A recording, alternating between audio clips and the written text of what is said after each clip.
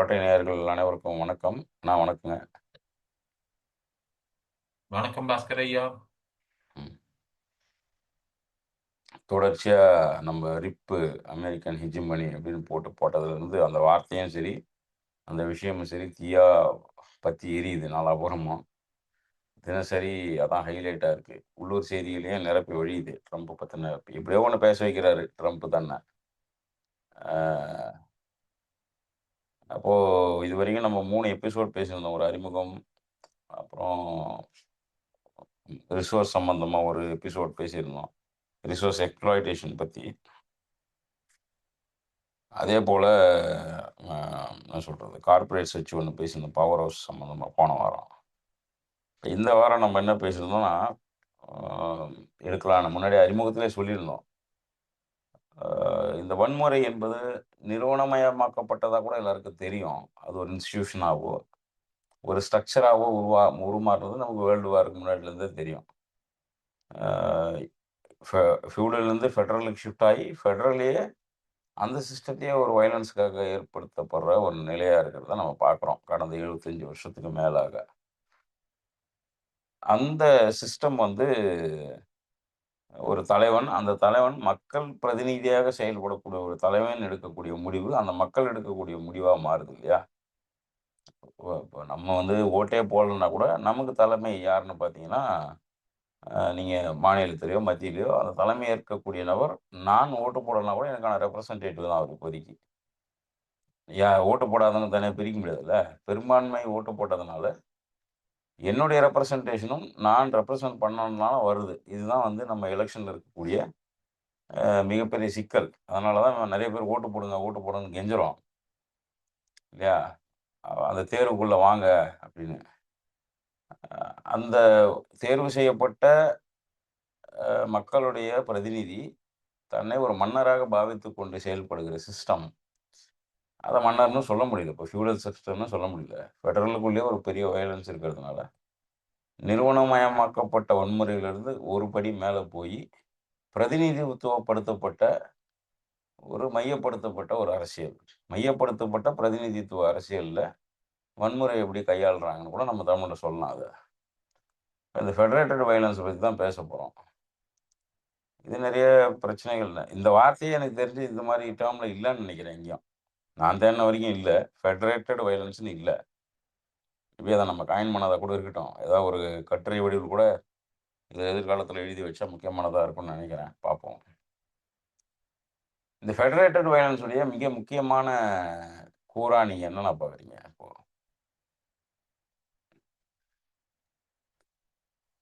ஆம், நன்றி பாஸ்கர். நீங்க ஒரு அவுட்லைன் மாதிரி கொடுத்து ம். ஆரம்பிச்சது ரொம்ப முக்கியம். ஏன்னா ஒவ்வொரு நாளும் வந்து ம், அதாவது நாம நாம நிறுத்தினாதான் வந்து நாம அதை பத்தி படிக்கிறது நிறுத்தினா வந்து நமக்கு அதை பத்தி சிந்திக்கிறது வேணா நின்னு போகுமே தவிர ம். ஆம், நடக்கிறது பார்த்தீங்கன்னா உலக அளவுல ஒரு மிகப்பெரிய ஒரு மாற்றம். அதாவது ஒரு வாரம் 10 நாளுக்குள்ள உலக அளவுல மிகப்பெரிய மாற்றங்கள் என்னென்னலாம் நடந்திருக்க வாய்ப்பு இருக்கு அப்படின்னா அது ம். இந்த ஒரு மாசம் தான் நான் யோசிப்பேன். இந்த ஜனவரி ம். ஒரு மாதத்துக்குள்ள ம். எத்தனை மாற்றங்கள் நடந்திருக்கு உலக அரசியல் ரீதியாக அப்படின்னு பார்த்தோம்னா பிரமிக்கக்கூடிய ஒரு, அதாவது ஆஹ், என்னுடைய தலைமுறையில உலக அளவுல நாம பார்த்த மிகப்பெரிய மாற்றம் அப்படின்னு பார்த்தாங்கன்னா ம்.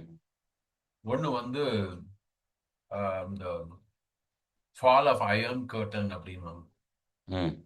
இந்த இரு துருவமாக இருந்த ம். ரஷ்யாவை சார்ந்த ஒரு பக்கமும் ம். அமெரிக்காவை சார்ந்த ஒரு பக்கம். அது வந்து இந்த இரண்டாவது உலக போருக்கு அப்புறமாக ம். நடந்த அந்த ஒரு மாற்றம் இருக்கு இல்லையா? ஆமா. அது வந்து 1950கள் 40கள்ல ஆரம்பிச்சு. 42. ம். அது அதுல இருந்து ஆரம்பிச்சு கிட்டத்தட்ட அந்த 80கள் வரைக்கும் ம். பிரஸ்தோய்கா அப்படின்னு சொல்லிட்டு கார்பச்சோவ்னு ஒரு ஒரு ஆமா. இது ஒரு கோர்பச்சாவ். பிரசிடென்ட், ரஷ்யன் ரஷ்யன் ஜனாதிபதி. பிரசிடென்ட். ஆமா. அவருடைய காலத்துல அவர் வந்து தாராளமயமாக்கல்னு ஒண்ணு எடுத்துட்டு வந்தார். ம். அதன் மூலமாக அன்னைக்கு யுஎஸ்எஸ்ஆர் அப்படின்ற பெயர்ல இருந்த ம். ரஷ்யன் ஃபெடரேஷன் அப்படின்னு இருந்த பல ரஷ்ய நாடுகள் அனைவருக்கும் சுதந்திரம் கொடுத்து ம். தனித்தனி நாடுகளாக அவை எல்லாம் மீண்டும் ஆன அந்த ஒரு காலகட்டம் வந்து மிகப்பெரிய உலக அளவில் அரசியல் அளவில் நடந்தது. ஏன்னா வல்லரசு அப்படின்றது ரெண்டு துருவங்களாக இருந்தது. ம். அதுக்கப்புறம் வல்லரசுன்னா உலக அளவில் அமெரிக்கா ஒண்ணுதான் அப்படின்னு மாறிச்சு. ம். அதுக்கு அடுத்துதான் வந்து மிகப்பெரிய மாற்றம்னு பார்த்தான்னா இந்த கிழக்கு ஜெர்மனி மேற்கு ஜெர்மனி ம். ரெண்டும் ஒண்ணானது. ம். ஜெர்மனிகள் ரெண்டும் அதனுடைய ஒரு தாக்கமாக தான் அதையும் சொல்லணும். 89ல நினைக்கிறேன் ரெண்டு ம். ஒண்ணானது. ஆமா. அந்த ஒரு மாற்றம் வந்ததுக்கு அப்புறம் ம். மிகப்பெரிய மாற்றம் அப்படின்னு பார்த்தோம்னா உலக அரசியல் நிகழ்வுல, அதாவது அரசியலை மாற்றி அமைக்கக்கூடிய ஒரு நிலை வந்து பெருசா எதுவும் நிகழ்ந்திருக்கா அப்படின்னா எனக்கு தெரிஞ்சு பெருசா எதுவும் நடக்கல. ம். ஒவ்வொரு நாட்டுல நடந்த மாற்றங்கள்னால வந்து அரசியல் ரீதியாக பொருளாதார ரீதியாக உலக அளவுல வந்து அதனுடைய தாக்கம் தெரிஞ்சிருக்கு. ம். சீனா வந்து தாராளமயமாக்கல் அப்படின்னு சொல்லி தனியாரை வந்து அவங்க அந்த ப்ரொடெக்டிவ் எக்கானமில இருந்து அவங்க வந்து ஒரு லிபரல் எக்கானமிக்கு அவங்க மாறின அந்த காலகட்டம். ம். அதிவேகமாக வளர்ச்சி அவங்க நாட்டிலுடைய அந்த பொருளாதார வளர்ச்சி. ம். கட்டுமான பணிகள் மாத்திரமே வந்து அவங்க அவ்வளவு துரிதமாக கட்டி பல வேலைகளை பண்ணி முடிச்சது. ம். அதே மாதிரி இந்தியாவில் ஏர்லி 90ஸ்ல மன்மோகன் சிங், நரசிம்மராவ் மன்மோகன் சிங்கும் எடுத்துட்டு வந்த தாராளமயமாக்கல் உலகம் அப்படின்னு சொல்லக்கூடிய லிபரலைசேஷன், பிரைவேடைசேஷன் அண்ட் குளோபலைசேஷன், எல்பிஜின்னு சொல்லி ம். அது எடுத்துட்டு வந்ததுனால ம். நடந்த மாற்றங்கள். ம். இதெல்லாம் வந்து உலக அளவுல ஒரு தாக்கத்தை, அதாவது அந்த அந்த நாட்டு அளவுல ஒரு தாக்கத்தை ஏற்படுத்தி அதனால வந்து பொருளாதார ரீதியில உலக அளவுல ஒரு ம். சின்ன ஒரு தாக்கத்தை ஏற்படுத்தினாலும் ம். இந்த ஒரு துருவமாக ஒரு வல்லரசாக அமெரிக்கா இருந்தது. ம். கடந்த ஒரு 10-15 வருஷமாக கூட ம். உம், சீனாவை பத்தி பேசிட்டு இருக்கிறோம். சீனா வந்து அமெரிக்காவுக்கு போட்டியாக ஒரு வல்லரசாக வருகிறது. ம். ஆனா சீன பொருளாதாரம் அமெரிக்க பொருளாதாரத்தை சார்ந்துதான் இருந்தது. நமக்கு இன்னும் ம். நல்லா ஞாபகம் இருக்கு. நம்ம பொருளாதார நிபுணர் ஒருத்தர் வந்து ஒரு 15 வருஷத்துக்கு முன்னாடி பேசும்போது ம். சீனாவுடைய பொருளாதாரத்தை பத்தி பேசும்போது அவர் என்ன சொன்னாரு, சீனா பொருளாதாரமும் அமெரிக்க பொருளாதாரமும் வந்து ரெண்டு குடிகாரங்க ஒரு ரோட்ல நடந்து போற மாதிரி, ஒருத்தர் மேல ஒருத்தர் சாஞ்சிட்டு நடந்து போற மாதிரி. ம். யாராவது ஒருத்தர் வந்து தள்ளி நின்னான்னா அடுத்தவங்க கீழே விழுந்துருவாங்க ம். அப்படின்னு ஒரு ஓமையோட ஒரு பொருளாதார நிபுணர் ஒருத்தர் ஒரு 15 வருஷத்துக்கு முன்னாடி நம்ம ஊருக்காரர் ஒருத்தர் சொன்னார். ம். ஆனா கடந்த ஒரு 10 வருடங்களில் சீன பொருளாதாரத்துடைய ஒட்டுமொத்த பார்வையே வந்து மாறி இருக்கு. ம். அவங்க வந்து உலக அளவுல என்ன பண்ணியிருக்காங்கன்னா 4-5 விஷயங்கள் பண்ணியிருக்காங்க கடந்த 10-15 வருஷங்கள்ல. ஒண்ணு, ம். அவங்களுடைய அவங்க சம்பாதிச்ச அந்த சீப்பா பொருட்களை உற்பத்தி செய்து நுகர்வு கலாச்சாரத்துக்காக அமெரிக்காவுக்கு தொடர்ந்து சப்ளை பண்ணதன் மூலமாக வந்த வருவாயை வச்சு ம். உலக அளவுல சின்ன சின்ன நாடுகள் எங்கெல்லாம் வந்து ம். வருங்காலத்திற்கு தேவையான ம். ஆஹ், ரசாயனமோ அல்ல அதாவது என்ன சொல்றது, அவங்க கிட்ட இருக்கக்கூடிய மைன்ஸ், அதாவது ம். ஆஹ், மூலப்பொருட்கள் எங்கெங்கெல்லாம் இருக்கும் ம். அந்த நாடுகள் எல்லாத்தோடையும் வந்து இவங்க ஒப்பந்தம் போட்டிருக்காங்க. ம். இயற்கை வளங்கள் அதிகமா இருக்கக்கூடிய நாடுகள், இங்கெங்கெல்லாம் வந்து நமக்கு மூலப்பொருட்கள் அதிகமாக தேவையான நாடுகள் எல்லாத்தோடையும் தொடர்ந்து வந்து ஒப்பந்தத்தை கையெழுத்து போட்டது. ம். அதன் மூலமாக ம். இவங்க வந்து அந்த நாடுகளுடைய ம். அஹ், வளங்களுக்கு தங்களுடைய நேரடியாக அவங்களே வந்து அந்த இது பண்ணியிருக்காங்க. ம். இது ஒரு மிகப்பெரிய ஒரு மாற்றமா நான் பார்க்கிறேன். ம், ம், ம், இன்னும் நேரடியாக வந்து அதற்கு வந்து ம், இவங்களுக்கு மாத்திரமே எக்ஸ்க்ளூசிவா ஒரு ஆக்சஸ் கிடைக்கிற மாதிரி பல இடங்கள்ல ஒப்பந்தங்கள் போட்டிருக்காங்க. ம், எப்படி வந்து இலங்கையில ஒரு துறைமுகத்த வந்து நிறுவி அதற்கான மொத்த அ முதலீட அவங்க எடுத்துட்டு வந்து, ம், ஆனா அந்த துறைமுகத்த வந்து இலங்கை அரசாங்கத்து கட்டுப்பாட்டுக்கு வெளியில ஒரு சீன அரசாங்க கட்டுப்பாட்டுக்குள்ள எடுத்துட்டு வந்திருக்காங்க. ம், ம், அது வந்து இலங்கை அரசாங்கத்துடைய விதிமுறைகளோ அல்லது சட்டங்களோ அந்த இடத்துல செல்லாது. ம். அப்படின்ற மாதிரி பல ஊர்கள்ல உலகம் முழுக்க இருக்கக்கூடிய தென் அமெரிக்கா, ஆப்பிரிக்கா பல நாடுகள்ல இத பண்ணியிருக்கு சீன ம். அரசாங்கம். ம். இதன் மூலமாக கொஞ்சம் கொஞ்சமாக அந்த அமெரிக்க ஆதிக்கத்தை குறைக்கிறதுக்கான ஒரு முயற்சி. 2வது ரஷ்யா இன்னொரு பக்கம் என்ன பண்ணிட்டு இருந்துச்சுன்னா, இப்ப ரஷ்யா வந்து இந்த உக்ரைன் போர் வந்து 3 வருஷமா ஓடிட்டு இருக்கு. யாராலயும் நிறுத்த முடியல. ம். இந்தியாவும் வந்து நாம இத பத்தி முன்னாடியே பேசியிருக்கோம்னு நினைக்கிறோம். இந்தியா வந்து ம். குறைச்ச விலையில ரஷ்யா கிட்ட இருந்து கச்சா எண்ணெய வாங்கி அத வந்து பதப்படுத்தி ஐரோப்பிய நாடுகளுக்கு வித்துட்டு இருக்கு. இப்ப ஆமா, அது மிகப்பெரிய ஒரு இஷ்யூ ஆக்கிட்டாங்க. ஆமா. ட்ரம்ப்புடைய ஒருத்தர் சொல்லியிருக்கிறாரு. ஆ அவங்க மந்திரி ஒருத்தரு, ஐரோப்பா நாடுகள் வந்து இந்தியா கிட்ட எண்ணெய வாங்குறதன் மூலமாக தங்கள் மேல நடக்கக்கூடிய போருக்கு தாங்களே வந்து அ காசு குடுக்குறாங்க அப்படின்ற மாதிரி. ம். இது வந்து அமெரிக்க அரசாங்கத்துடைய கையாலாகத்தான் இருந்தது. ஏன்னா, ஆமாமா. ட்ரம்ப் என்ன சொன்னாரு, நான் வந்து அதிபரான உடனே முதல் நாளில் ம். 24 மணி நேரத்திற்குள் ம். உக்ரைன் ரஷ்ய போரை நிறுத்துவேன். ஆமா. நீங்க நோபல் அப்படின்னு பிரைஸ் அர்த்தம். குடுக்காதனால நிறுத்தாம இருக்காரா இருக்கும். ம். நோபல் பிரைஸ் குடுக்காதனால நிறுத்தாம இருப்பாரா இருக்கும். ஆமா. ஒரு வருஷம் ஆயிருச்சு. ம். அவரால நிறுத்த முடியல. ம்.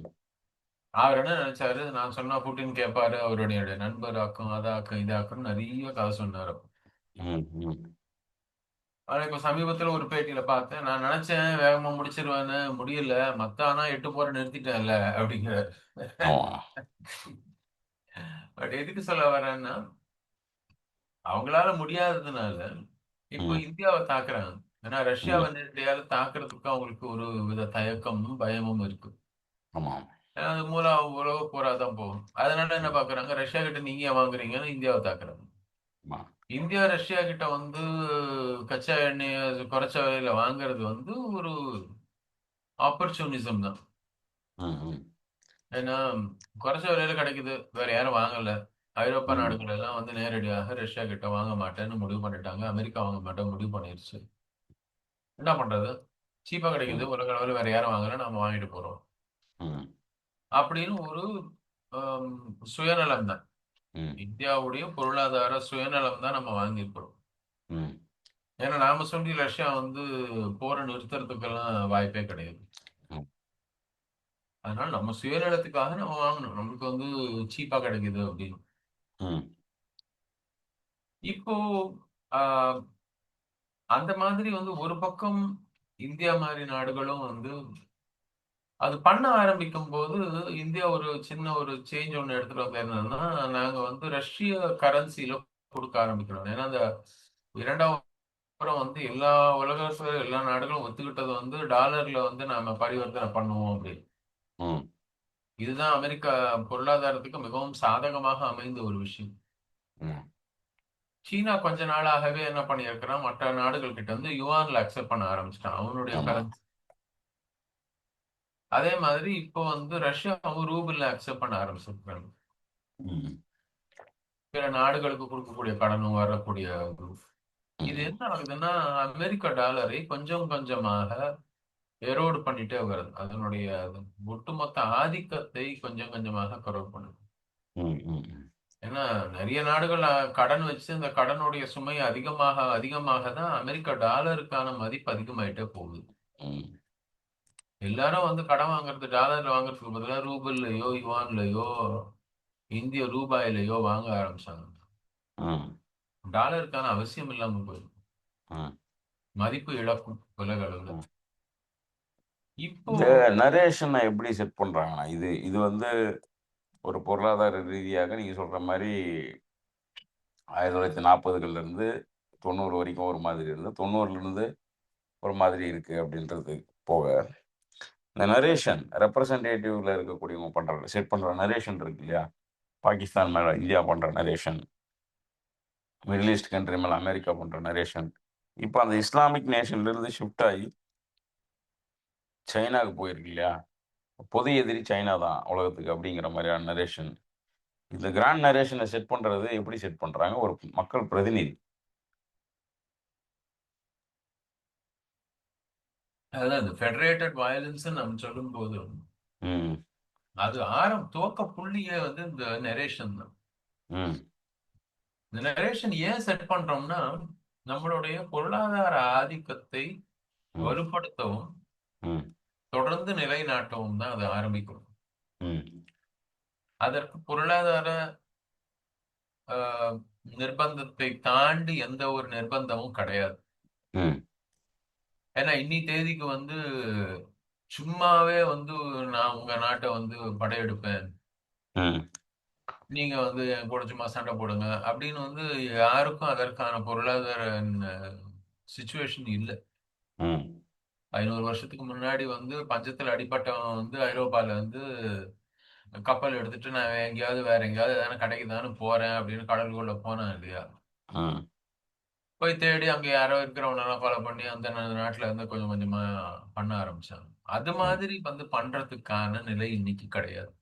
ம். ம். அப்ப பொருளாதாரம் ஒன்னே நோக்காக இருக்கும்போது, ம்.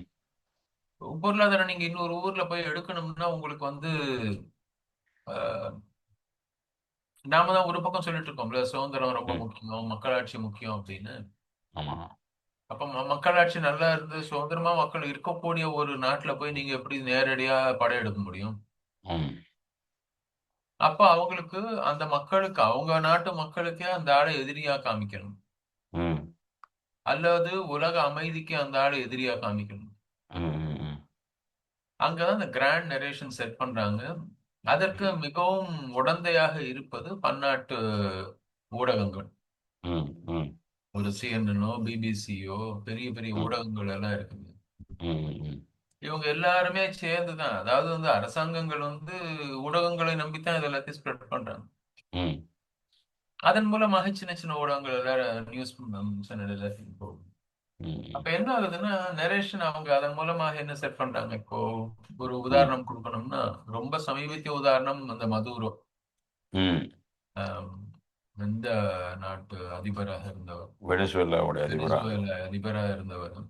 ஒரு ம். 2 வருஷமா அவரை வந்து ஒரு வில்லனாக சித்தரிக்கிறது இருந்தாங்க அமெரிக்கா ஊடகங்கள். ம்.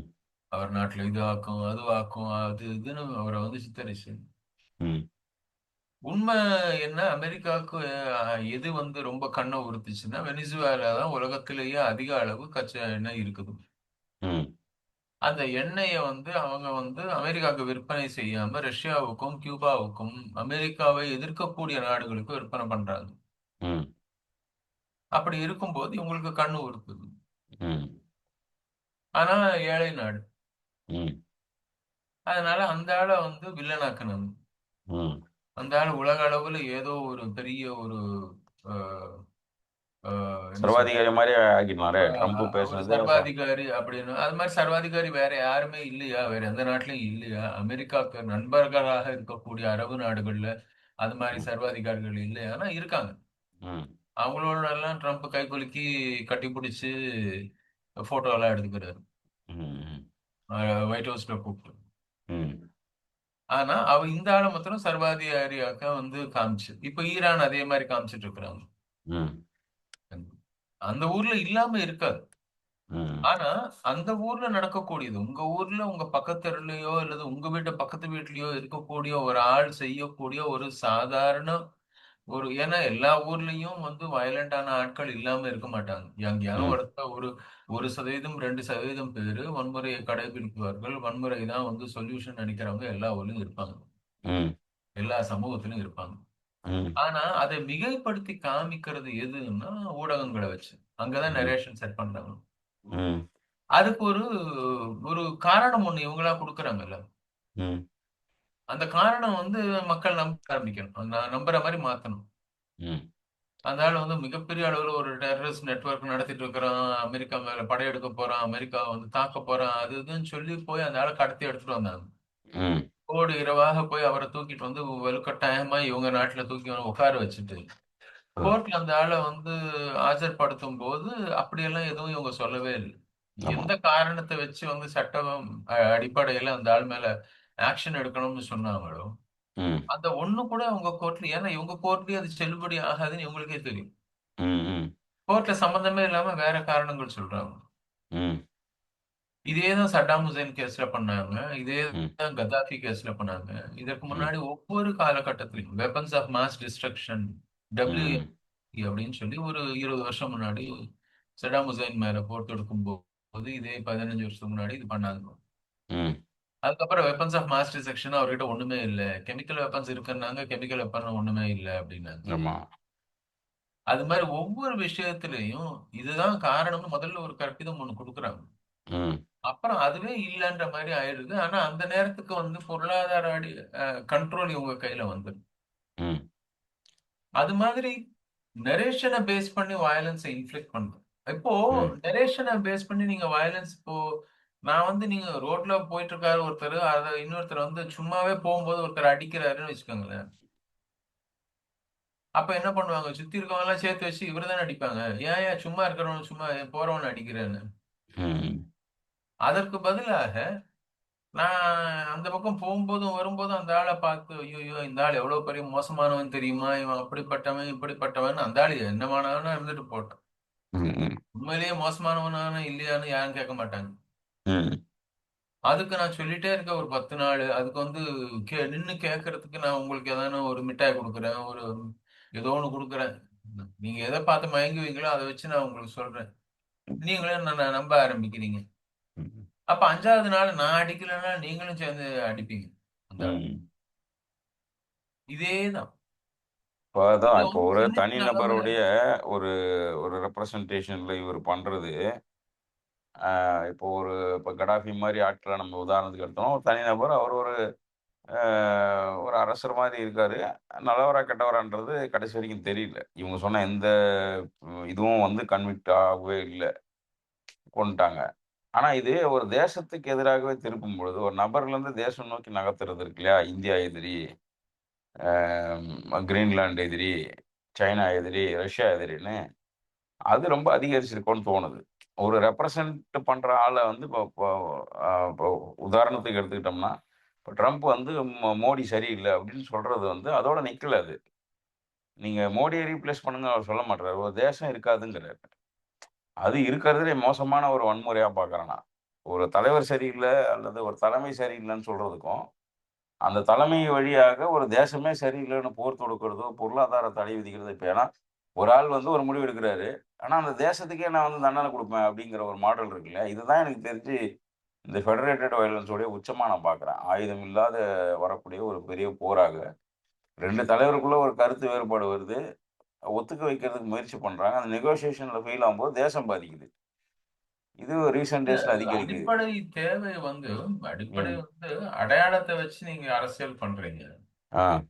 அடையாளத்த வச்சு நீங்க ஒரு ஆள வந்து தாக்குறதுக்கோ, அல்லது வன்முறைய வந்து கட்டவிழ்க்கிறதுக்கோ வந்து நீங்க முயற்சி பண்ணும்போது, ம்.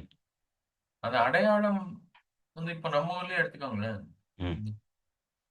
நீங்க வந்து சாதாரணமா ரோட்ல நடந்து போயிட்டு இருக்கிறீங்க. கையில ஏதோ ஒரு டப்பால வந்து நீங்க ஒரு மாமிசம் எடுத்துட்டு போறீங்க அப்படின்னா, ம்.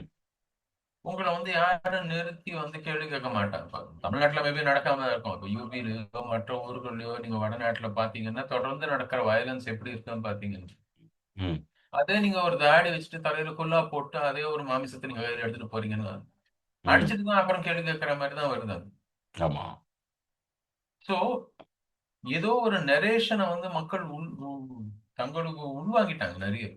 ம். அந்த நரேஷன் திரும்பி, திரும்பி, திரும்பி, திரும்பி ரீஇன்ஃபோர்ஸ் ஆகும்போது என்ன ஆகுது வந்து, அந்த மக்களுக்கு எதிராக போகுது. ம்.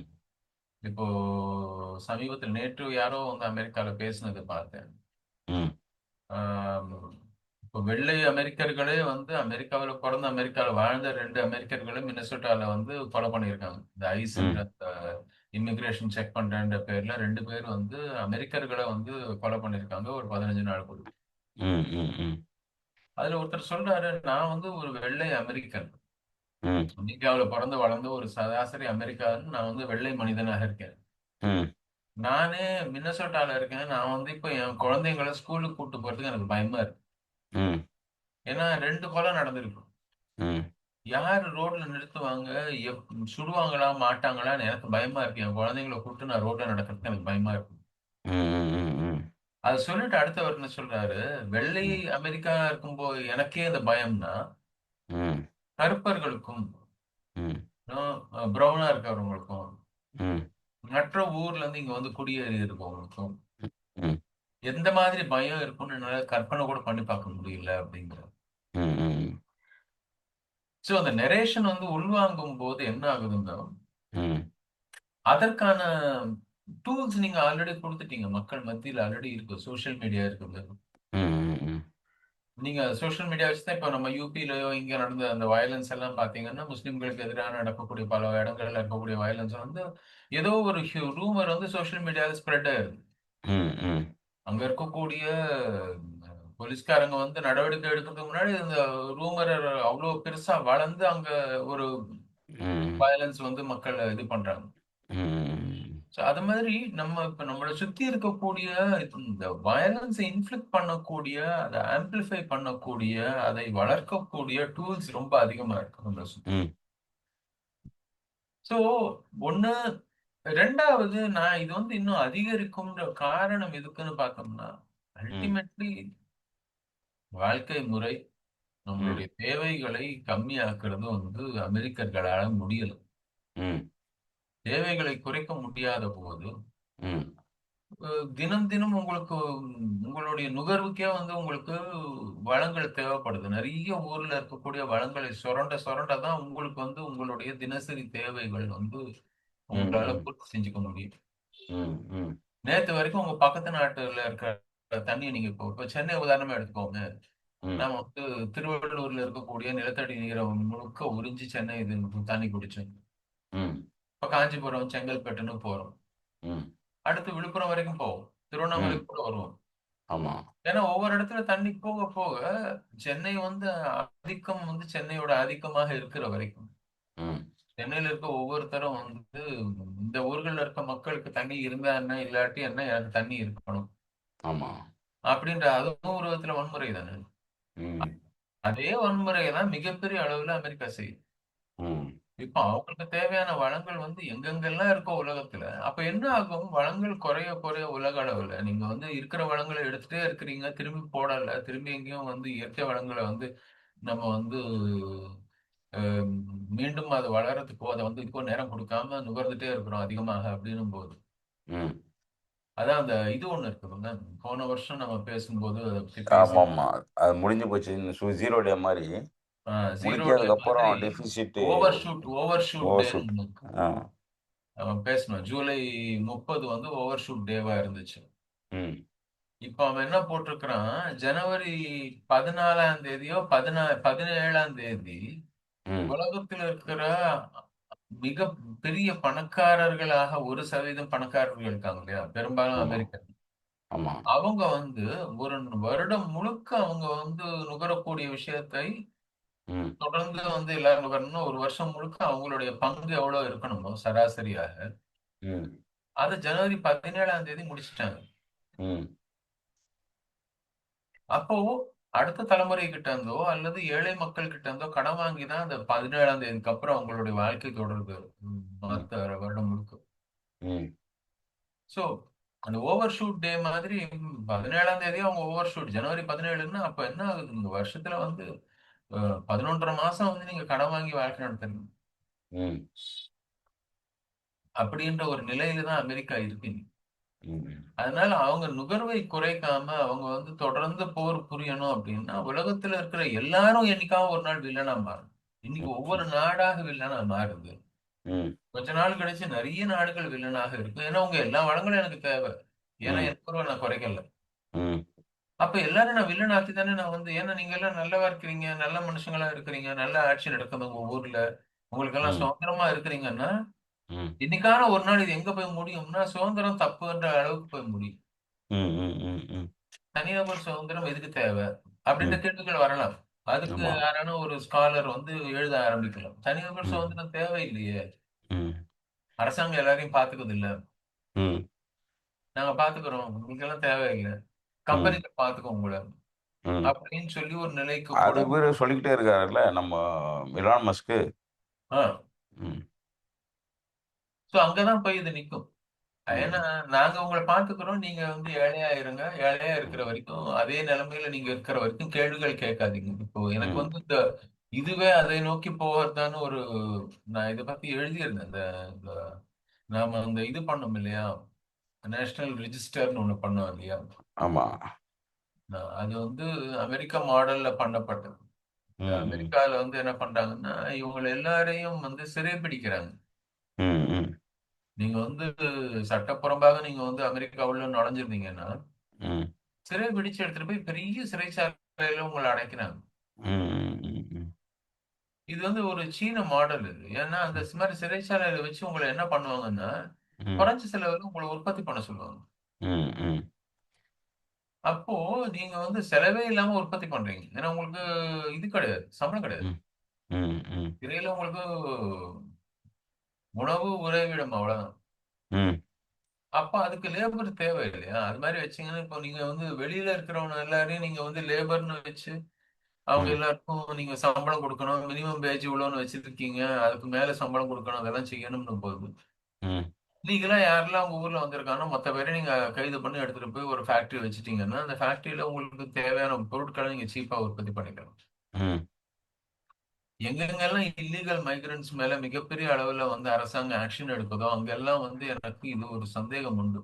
ம். ம். இந்தியா கூட அதுக்காக தான் வந்து பங்களாதேஷி இல்லீகல் மைக்ரன்ட்ஸ் வந்து தேடி தேடி அஸ்ஸாம்ல, பெங்கால்ல எல்லாம் பிடிக்க ஆரம்பிக்கிறாங்களோ அப்படின்ற சந்தேகமும் இருந்துச்சு. ம். ம். ம். ஏன்னா ம். அஸ்ஸாம்ல வந்து மிகப்பெரிய அளவுல வந்து கைதிகளுக்கான உற்பத்தி சாலை இந்திய ம். அரசாங்கம் வந்து ஏற்படுத்தி இருக்குது ம். அப்படின்னு சொல்லி கொஞ்ச நாள் முன்னாடி செய்திகள் வந்தது. ம். அது மாதிரி சில இடங்கள்ல அந்த இது வந்து அந்த அந்த உற்பத்தி அப்படின்றது வந்து செய்யறதுக்கு இப்போ அதுவும் ஒரு பொருளாதார விஷயமா தான் எனக்கு படுது. ம். ஸோ ஒண்ணு வந்து ஒரு நாடுகள் மேல இருக்கக்கூடிய ஒரு இதை மாத்துறது. ம். இரண்டாவது சுதந்திரம் இல்லாத மனிதர்களை அதிகப்படுத்துவது. ம். இது எல்லாம் அல்டிமேட்டா எங்க போய் இறங்குது, எங்க போய் முடியுதுன்னு பாத்தீங்கன்னா, என்னுடைய நுகர்வை என்னால குறைக்க முடியல. ம். எனக்கு வளங்கள் இன்னும் அதிகமா தேவை. ம். என்னோட அதிகார ஆ, இதை என்னால குறைக்க முடியல. ஆமா. என்னோட நம்ம போன ஆதிக்க எபிசோட்லயே வலியை என்னால அதோட தான் குறைக்க முடிச்சோம். முடியல. அமெரிக்கா வந்து பெரிய கன்சம்ப்ஷனா இருக்கிறதுனால, ம். அவன் எதையுமே ப்ரொடியூஸ் பண்றது இல்ல. முழுக்க கன்சியூம் பண்றதுனால அவங்களுடைய எக்கனாமியும் அன்ஸ்டேபிள். அவங்களுடைய ஹெல்த்து மத்த எல்லாமே நம்ம ஹியூமன் இண்டெக்ஸ்ன்னு சொல்லக்கூடிய எல்லாமே ஒரு அன்சர்டெயின்ல இருக்கிறதுனால, க அ அவங்களே சொல்றாங்க. இப்ப ட்ரம்பே சொல்றாப்புல. கன்சியூம் மாடலா இருக்கிற அமெரிக்காவ காப்பாத்தணும்னா இதான் வழி அப்படிங்கிற மாரி சொல்றாரு. இப்ப இந்த கன்சியூம் பத்தி பேசும்பொழுது தான் என்ன நடக்குதுன்னா, இந்த கன்சம்ப்ஷன் வழியாக ஏதோ இரு தேசங்களுக்கு இடையே பொருளாதார பரிவர்த்தனை நடக்குதுன்னா, அதுவும் இல்ல. இந்தியால முன்னாடி நம்ம அடிக்கடி சொல்லுவாங்க. திடீ அ ச ஒரு பொது வாழ்க்கைக்கு வரும்பொழுது, பொருளாதார புரிதல் வரும்பொழுது என்ன சொல்லுவாங்கன்னா, இந்தியாவின் பெரும்பான்மையான சொத்து 10 நபர்கள்ட்ட இருக்கு. 40% சொத்து, 50% சொத்து 10 நபர்கள்ட்ட இருக்குமாங்க. இன்னைக்கு என்ன சொல்றாங்கன்னா, பொருளாதார நிபுணர்கள் 50% சொத்து 2 பேர்கிட்ட இருக்குங்கிறாங்க. ம். மீதி 50% தான் இந்தியால இருக்கிற மீதி இருக்கிற 1.3 சம்திங் பில்லியன் கிட்ட இருக்கு. ம். அதுல தான் மத்த பணம் அதாவது இன்னும் சைஸ் டவுன் ஆயிடுச்சு. அந்த முதல்ல ஒரு 10 சொல்லுவாங்கன்னு வைங்களேன். அது இது மிட்டால், கிட்டால்ன்னு ஏதோ ஒண்ணு இருக்கும். ரிலையன்ஸு, அ அப்படி இப்போ டாட்டான்னு நெறைய வரிசை இருக்கும். ஆனா இந்தியாவ பொறுத்தவரைக்கும் 2 தான் வருது இப்போ வரிசையில. அமெரிக்கால ஒரு 3, 4 நம்ம பேசுறோம். இவர்கள்கிட்ட தான் பெ பெரு வணிகமும் இருக்கு. பெரு வகையான பொருளாதாரம், நிலம், குறிப்பா நிலம் வாங்கி போட்டுன்னு போயின்னே இருக்கிறாங்க. தனியார் நிலங்கள அதிகரிச்சுக்கினே போறாங்க. அது எவ்வளோ பெரிய பாதிப்பு உண்டாக்கும் நம்ம தனித்தனியா பார்த்துருக்கோம், பேச வேண்டியிருக்கு. அப்படி நாளைக்கு இந்த சர்வாதிகாரிகள் நாளைக்கு மக்களால் தேர்ந்தெடுக்கப்பட்டவங்களா அல்லாம, நேரடியாக தன் சர்வாதிகாரத்த காட்டக்கூடிய முதலாளிகளாக வந்து நிக்கிறதுக்கான வாய்ப்பு எப்படி இருக்கு? இல்ல அது உண்மையிலேயே ஒரு ஷேடோவா நடந்துகிட்டு இருக்கான்றதும் ஒரு கேள்வி தான். நாளைக்கு நேரடியாவும் நடக்கலாம். இப்போ ஒரு மாரி ஷேடோவா நடந்துட்டு இருக்கு இல்லையா? அது மாரி. அத நோக்கி நம்ம நகர்றோமா இந்த தொழில்நுட்ப வளர்ச்சியில? பாஸ்கர், இந்த கடைசி ஒரு கேள்வி திருப்பி சொல்லுங்களேன். என்ன அதான் சொன்னீங்க? மக்கள் பிரதிநிதியா பிரதிநிதியா இருந்து இந்த வன்முறைக்கு துணையா நிக்கிறவங்க, ம். அ காணாம போயி இப்ப நம்ம சொன்ன மாரி பொருளாதாரத்த வெகு சிலரே நிர்ணயிக்கிறாங்க. நம்ம ஒரு 5 ம். வருஷத்துக்கு முன்னாடி பேசும்போது சொன்னோம் 15 பேர்கிட்ட இருக்கு, 18 பேர்கிட்ட இருக்குன்னு அது ஒரு கான்ஸ்பிரசியா இருந்தாலும் சரி, ரிசர்ச் மாடலா இருந்தாலும் சரி, அந்த அந்த வழக்கு மக்கள்கிட்ட இருக்கும். ம். இன்னைக்கு எக்கனாமிஸ்ட்லாம் என்ன சொல்றாங்கன்னா, இந்தியாவ பொறுத்தவரைக்கும் 2 பேர்கிட்ட இருக்குங்கிறாங்க. 50% அதாவது $4 ஆமாமா. டிரில்லியன் அது கேட்டேன். டாலர்னா ஆமாமா. உங்க கேள்வி தான் கேட்டேன். கேள்வி வந்து நான் இந்த சர்வாதிகார போக்கு மக்கள் ரெப்ரசன்ட் பண்ணி வரக்கூடிய தலைமையிலிருந்து வர்றது படிப்படியா குறைஞ்சு, இப்ப நிழல் உலக தாதாக்களா இருக்கக்கூடிய இந்த கார்ப்பரேட்ஸ் நேரடியாக அரசியல் தலையீட்டுல மக்கள் பிரதிநிதிகளாக மாறக்கூடிய காலம் வருமா? என்ன நடக்கும்? இல்ல, இப்பவே வந்து மக்கள் பிரதிநிதிகளா தான் இருக்காங்க. இப்போ ம், ஆ, ஆ, இலான் மஸ்க பத்தி பேசுனீங்க. ம், மஸ்க் வந்து தனியாக வந்து வேர்ல்ட் எக்கானமி ஃபோரம்ல ட்ரம்ப் பேசிட்டு போனாரு. ம், தாவோஸ். ம், அதுக்கப்புறம் மஸ்க் திரும்பி வந்து தனியா பேசிட்டு போயிருக்காரு. ம், ட்ரம்ப் பேசினதுக்கும் மஸ்க் பேசினதுக்கும் நிறைய விஷயங்கள் வித்தியாசம் இருக்கும். ம், ட்ரம்ப் சில விஷயங்கள் வந்து அமெரிக்க பொருளாதார சிந்தனை அப்படின்ற விதத்திலையும் ஆஹ், அவர் வந்து பேசியிருக்காரு. ம், ஆனா நம்ம இவர் வந்து மஸ்க் வந்து சில விஷயங்களை மாத்தி பேசியிருக்காரு அங்க போய். ம், ட்ரம்ப் பேசினதுக்கு மாறாக. ம், சோ அது என்ன சொல்றாங்கன்னா, ம், அமெரிக்காவில் இருக்கக்கூடிய ம், இன்னைக்கு ஆஹ், இந்த என்ன சொல்றது, இந்த கம்யூனிகேஷன் ம், மிகப்பெரிய அளவுல இந்த தொலைத்தொடர்புக்கான கம்யூனிகேஷன் முழுக்கவும் ம், 85% கிட்டத்தட்ட வந்து மஸ்கோடைய ஸ்டார் லிங்க்ன்ற அந்த ஒரு கம்பெனியை ம், சார்ந்தது. ம், இப்போ அமெரிக்க அரசாங்கத்துடைய தேவையான எல்லாமே வந்து அவருடைய சேட்டலைட்டை நம்பி இருக்குது. ம், மஸ்கோடைய சேட்டலைட்டை நம்பி தான் அமெரிக்க தொலைத்தொடர்புத்துறை வேலை செய்யுது. ம், அப்போ இந்த ஒரு மனுஷன் செய்யக்கூடிய முடிவுகள் அமெரிக்க அரசாங்கம் இருக்கு. இப்ப அமெரிக்க அரசாங்கம் நினைச்சானா அத வேற ஒருத்தர் இது மாதிரி பண்ண முடியுமா முடியாதா அப்படின்னா நிச்சயமா முடியும். ம், ஆஹ் ஆனா அதுக்கு நேரம் ஆகும். ம், இந்த ம், இயந்திரமயமாக்கலுடைய மிகப்பெரிய ம், கேள்வி யாரும் கேட்காம இருக்கிறதுக்கு முக்கிய விஷயம் என்னன்னு, ம், இந்த இயந்திரமயமாக்கல்ல அதுல இருக்கக்கூடிய இந்த மென் இது நம்ம சாஃப்ட்வேர்னு சொல்லக்கூடிய இது என்ன சொல்லுவோம், மென்பொருளா. மென்பொருள் நிறுவனம். ஆமா. அதெல்லாம் வந்து தனியார் கையில இருக்கும்போது ம், தனியார் அதை எப்படி வேணா மாத்தி அமைக்கலாம். ம், அதை அவங்க வந்து அவங்களுக்கு சாதகமாக பயன்படுத்திக்கலாம்.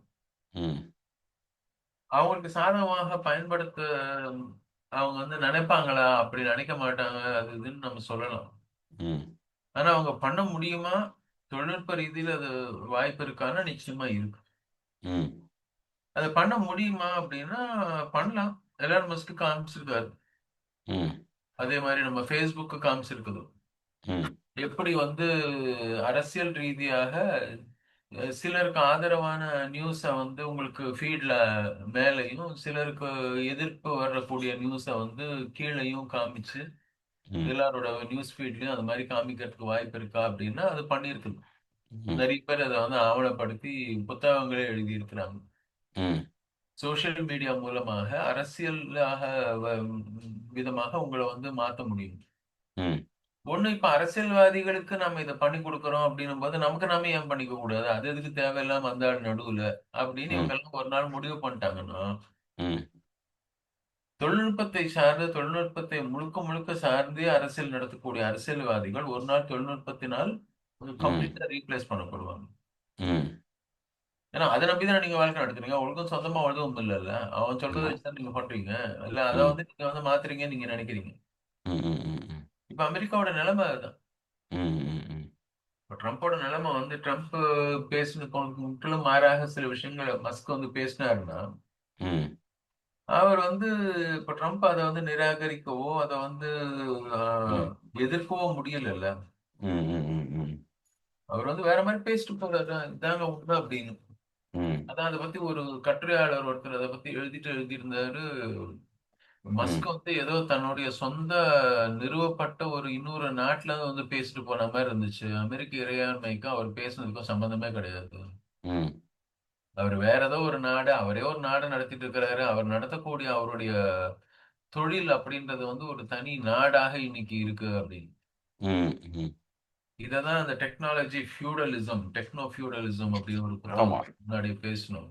ஆமா. அதாவது ஒவ்வொருத்தரும் தொழில்நுட்ப இந்த பெரிய பெரிய கம்பெனிகள், கார்ப்பரேட்டுகள் எல்லாமே ஒரு தனி ஜமீன்தாரை போல, ம். ம்.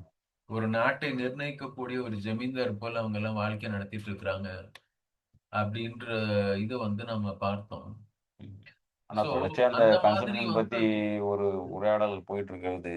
அ ம், நெறைய தொடர்ச்சியா நுகர்வு சம்பந்தமான ஒரு உரையாடல் போறது, நம்ம காலகாலமா பேசுறத இன்னும் தீர்க்கமா உறுதி செய்ய வேண்டியிருக்குன்னு தான் தோணுது.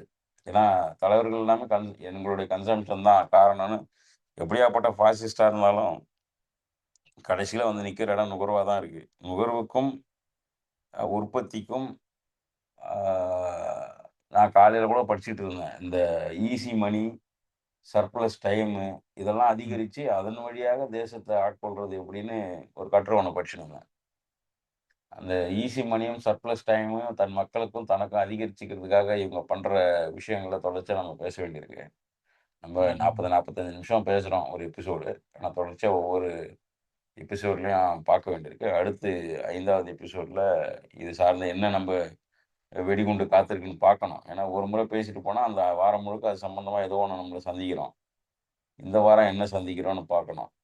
பார்ப்போம். ஏன்னா ஆல்மோஸ்ட் நம்ம 45 நிமிஷம் கிட்ட போயிட்டுருக்கோம். அடுத்த எபிசோட்ல இதற்கு அடுத்த கட்டமாக இது எப்படி நகர்வு இருக்குன்னு பார்க்கலாம். காமனா நம்ம என்ன பண்ண முடியும்? ஒரு பொது மக்களாக இதில் நம்ம என்ன செய்ய முடியும்? என்ன தெரிஞ்சுக்கணும்? அடுத்த தலைமுறைக்கு எத எத கல்வியா மாத்தணுங்கிற அந்த விஷயங்கள பேசலாம்னு ஏற்கனவே சொல்லியிருந்தோம். மீண்டும் ஒரு எபிசோட்ல சந்திப்போம். ராட்டை நேயர்கள் அனைவருக்கும் நன்றி. நன்றி, வணக்கம். ம்.